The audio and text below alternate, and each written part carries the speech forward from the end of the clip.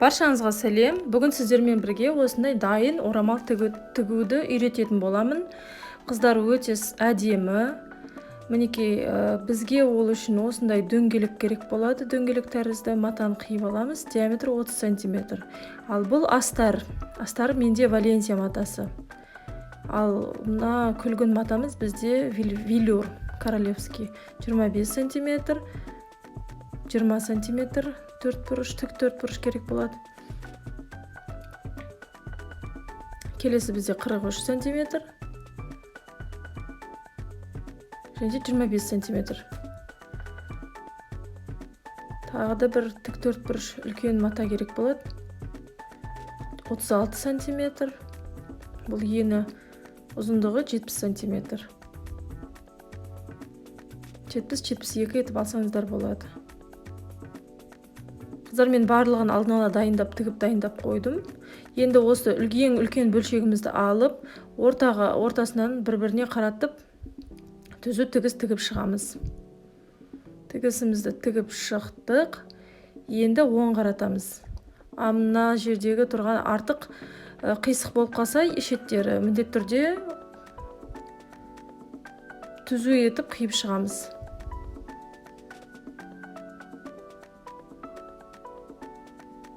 Велюр негізі осы үлгіге өте жақсы келеді. Немесе трикотаж алсаңыздар болады. Жақсы созылатын мата керек. Енді аударамыз, артық жіптерімізді қиып тастаймыз.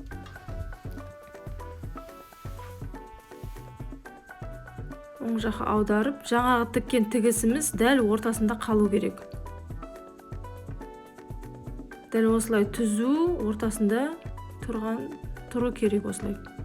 Енді бұл матамызды шетке алып қоямыз. Бұл тігіп қойған матамызды.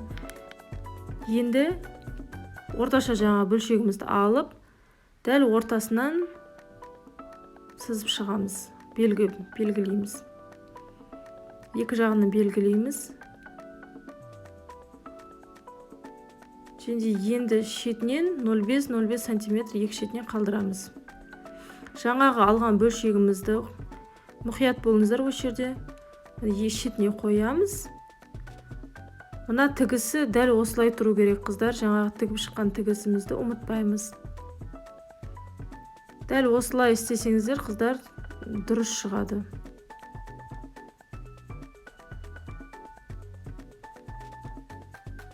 Осылай сборкасын жасаймыз шетінен. Қыздар, бұл мата өте капризный екенін білесіздер. Сол үшін осылай қадап шыққандарыңыз дұрыс болады.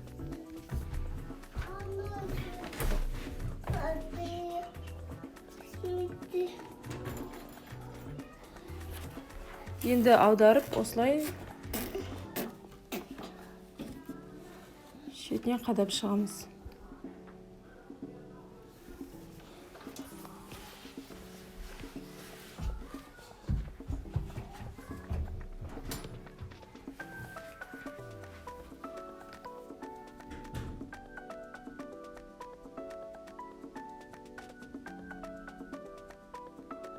Қыздар, осылай егер матаңыз дұрыс шығу үшін міндетті түрде түзулеп алыңыздар, қыздар. Артық жерлерін алып тастап, менде осы жерде шамал дұрыс болмай қалды. Сондықтан мен қайтадан инелерді алып тастап, түзулеп алдым. Егер түзулей алмасаңыздар, иненің орнына кәдімгідей ине жіппен арнайы уақытша тігіп қойсаңыздар болады. Егер ыңғайлы десеңіздер, осылай велюрмен тіксеңіздер, инемен қадасаңыздар болады. Негізі, қыздар, бұл үлгіге міндетті түрде созылмалы мата дұрыс. Қазіргі күз алдымызда қыс келе жатыр, нағыз осындай велюрдің кезеңі болып тұр. Менде бұл жерде королевский велюр. Ал астарына Валенсия матасын қолдандым. Осылай дайын. Жаңағы мына орташа бөлшегіміз, кішірек, 20, қателеспесем 25 және де 20. Енді осылай екі шетінен тігіп шығамыз. Қыздар, кешірім сұраймын, қателесіп жатсам. Міне, жаңылысып кеттім. Міне, осылай тігіп шықтық. Аударамыз. Енді артық біздің инелеріміздің барлығын алып тастаймыз.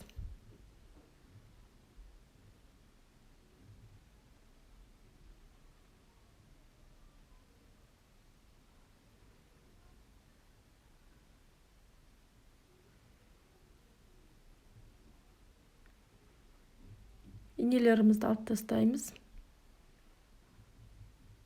Бұл бізде артқы жағы болады. Мына енді мына тігістерді жанына осылай ашып бір-біріне түзу етіп инемен қадап қоямыз.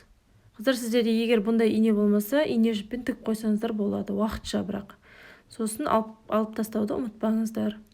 Сосын тіккен кезде қыздар мына артық жіптерін бірден қиып отырыңыздар. Міне осылай белгі қосып тігістерін түзу етіп бір-біріне қадап қоямыз.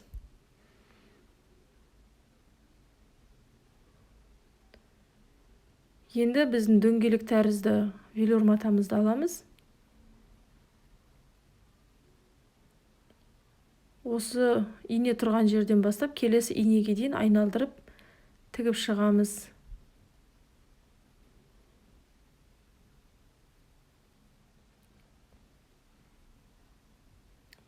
Қыздар, мұқият қараңыздар.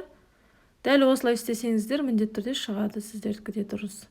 Міне тігіп шықтық, жаңа екі иненің арасын ең жалпы ұзын жерін. Қазір инелерімізді алып тастаймыз, артық болады бізге себебі.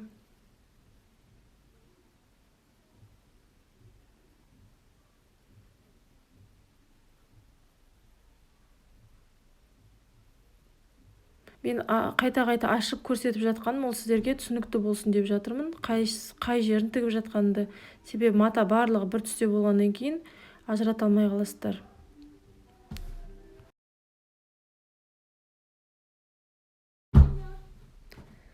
Ал енді қыздар, мына алдын түзу етіп тігіп шықтық. Дөңгелек тәріздес матамызға бір келкі етіп, барлығын бірдей етіп сборка жасап шығамыз, қыздар.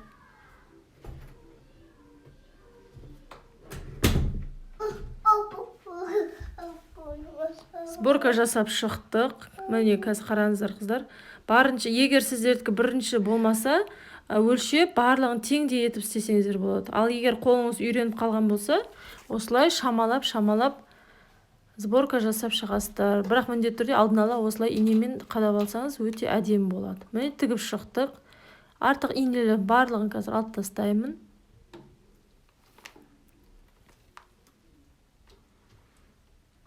Орамалымыз біздің дайын болып қалды. Енді қыздар, оверлок жоқ қыздар үшін арнайы ішіне астар қойып тігуді үйретемін. Міне қыздар, мен астарға Валенсия матасын алдым.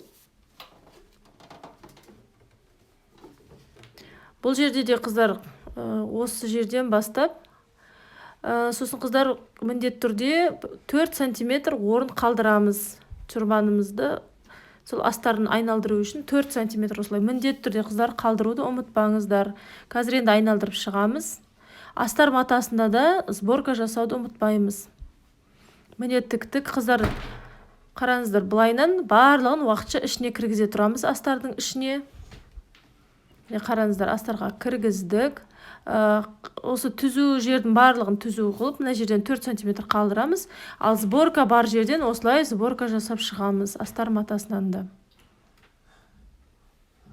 4-5 см қалдырсаңыздар болады. Міне қыздар, тігіп шықтық. Енді осы тесіктен барлығын сыртқа шығарып аударамыз, оң жаққа шығарамыз. Мұқият болыңыздар, қатты тартпаңыздар, асықпаңыздар, әдемілеп шығаруға тырысыңыздар. Егер шықпай бара жатса, шамалы шетінен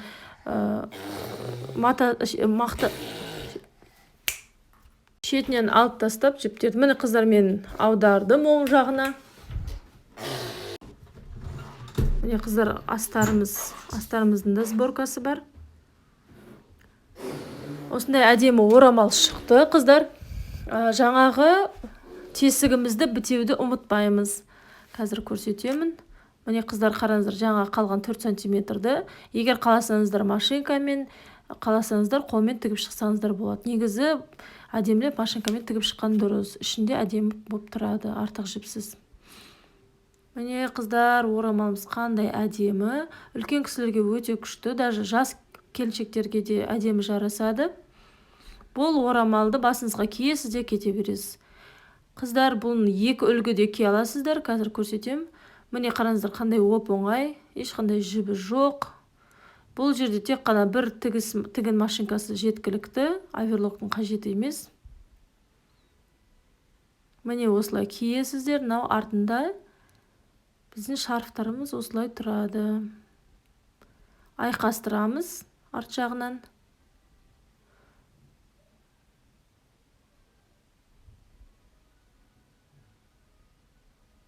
Осындай үлгі шықты, қыздар. Баршаңызға рахмет.